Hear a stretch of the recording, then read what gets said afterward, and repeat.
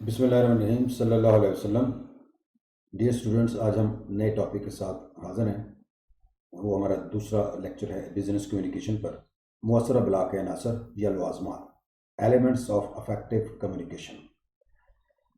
Basically حقائق، خیالات، تجربات اور جذبات کی دوسرے افراد تک بغیر کسی رکاوٹ کے پہنچانے کو افیکٹو کمیونیکیشن یا مؤثر کمیونیکیشن یا مؤثر ابلاغ کہتے ہیں۔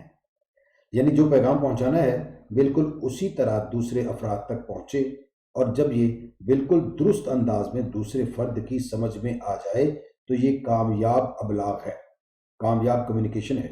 اگر دوسرے فرد کی سمجھ میں بات نہ آئے تو اسے غیر معیاری اور ناکافی ابلاغ یا کمیونیکیشن کہیں گے۔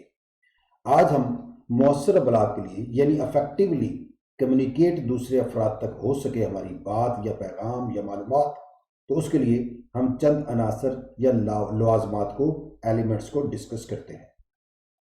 تو سب سے پہلے ہمارے پاس ہے مقصد کا تعین، نو دا پرپس۔ سب سے پہلے اس بات کا تعین کرنا کہ جو پیغام یا معلومات آپ نے اگلے فرد تک پہنچانی ہیں ان کا مقصد کیا ہے۔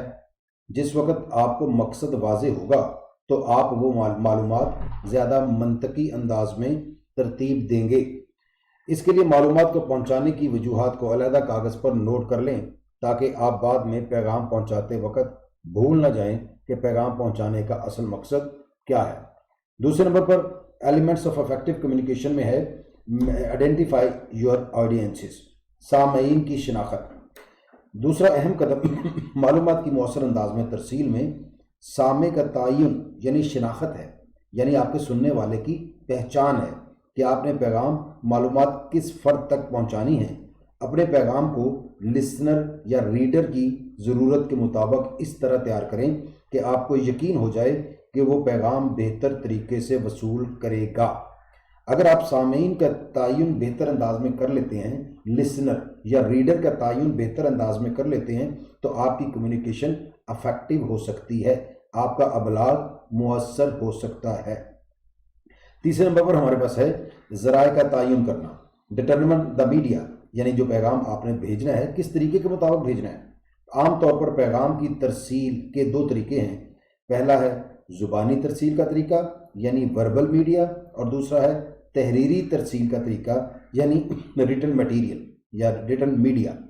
زبانی ترسیل کے طریقہ جو ہے اسے ہم بلا واسطہ طریقہ کہتے ہیں یعنی ڈائریکٹ میتھڈ، جبکہ تحریری طریقہ غیر شخصی ترسیل کا طریقہ ہے، امپرسنل کمیونیکیشن کا طریقہ ہے۔ اب یہ آپ پر منحصر ہے کہ آپ منتخب کریں کہ کون سا طریقہ زیادہ موزوں ہے جس کے ذریعے آپ پیغام، اطلاع آسانی سے پہنچا سکتے ہیں۔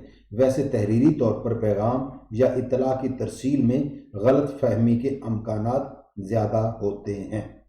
فورتھ نمبر پر ہے ہمارے پاس مؤثر ابلاغ کے عناصر میں کہ آپ افیکٹولی کمیونیکیٹ کرنا چاہتے ہیں تو اس کو بھی مد نظر رکھیے گا کہ تعلقات کی پہچان، نو یور ریلیشن شپ۔ آپ کو اس چیز کے بارے میں علم ہونا چاہیے کہ معلومات کی ترسیل ادارہ کے اندر ہی کرنا ہے یا ادارہ کے باہر۔ اس بارے میں تعلقات کی یقین دہانی کر لیں کہ پیغام کس نے وصول کرنا ہے، آیا کہ وہ آپ کو جانتا بھی ہے کہ نہیں، یا یہ کہ بعض افراد آپ کو بہت زیادہ جانتے ہوں گے۔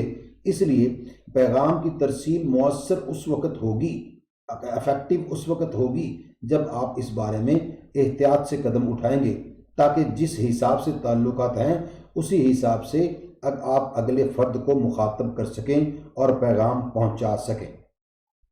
اگلا سٹیپ ہے ہمارے پاس ایلیمنٹس آف افیکٹو کمیونیکیشن میں باہمی دلچسپی کے امور کی شناخت یعنی identify areas of mutual interest. یعنی اگلا سٹیپ پیغام کی مؤثر ترسیل میں یہ ہے کہ آپ دیکھیں کہ دونوں افراد یعنی آپ بطور سینڈر اور اگلا فرد بطور ریسیور آف انفارمیشن، ان کی باہمی دلچسپی کے، اگلے بندے کی باہمی دلچسپی کے امور کیا ہیں، ایریاز آف میوچل انٹرسٹ کیا ہیں، اور وہ کیسے آپ کی معلومات میں دلچسپی ظاہر کرتا ہے۔ مثلا کاروبار کے اندر ہر کوئی اپنے مقاصد حاصل کرنے کی کوشش کرتا ہے۔ اگر آپ ان کو ان کی بہتری کی بات بتائیں گے تو وہ آپ کی طرف ضرور متوجہ ہوں گے۔ اس کے بعد نیکسٹ سٹیپ ہے ہمارے پاس ایلیمنٹس آف افیکٹو کمیونیکیشن میں چوزنگ دا رائٹ ٹائم، صحیح وقت کا انتخاب. آپ کو اس بات کا اندازہ ہوگا کہ پیغام کی صحیح ترسیل کے لیے ہمیشہ صحیح وقت ہی مناسب رہتا ہے. مثلا آپ کا کوئی دوست آپ کو اپنی شادی کا کارڈ بھیجتا ہے اور آپ کسی وجہ سے نہیں جا سکتے تو آپ شادی سے پہلے ہی اس کو مبارکباد کا کارڈ بھیج دیں گے بجائے اس کے کہ آپ اسے 1 ماہ بعد کارڈ بھیجیں. تو صحیح وقت کون سا ہوا؟ بیفور میرج، شادی سے پہلے. بعد میں وہ لطف نہیں رہتا، یا پراپر انداز میں آپ کہہ لیں وہ آپ کی ایکسیپٹیبل نہیں ہوتی.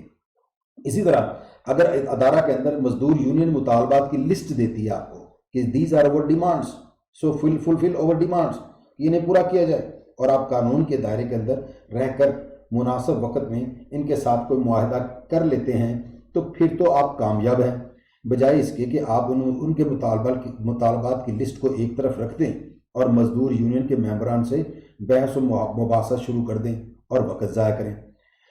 7 نمبر پہ ہے ہمارے پاس ایویلیویٹ ریزلٹس، نتائج کا اندازہ.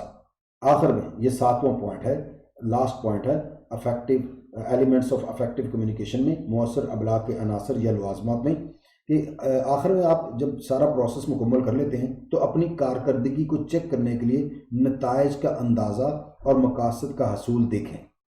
اس میں آپ کو معلوم ہو جائے گا کہ آپ کیا حاصل کرنا چاہتے تھے اور کیا حاصل کیا. مطلوبہ مقاصد حاصل ہوئے ہیں، ان مقاصد کا فرق اصل میں معلومات کے خلا کی نمائندگی کرے گا کہ آپ نے جو مقاصد حاصل کرنے تھے وہ حاصل ہوئے ہیں کہ نہیں.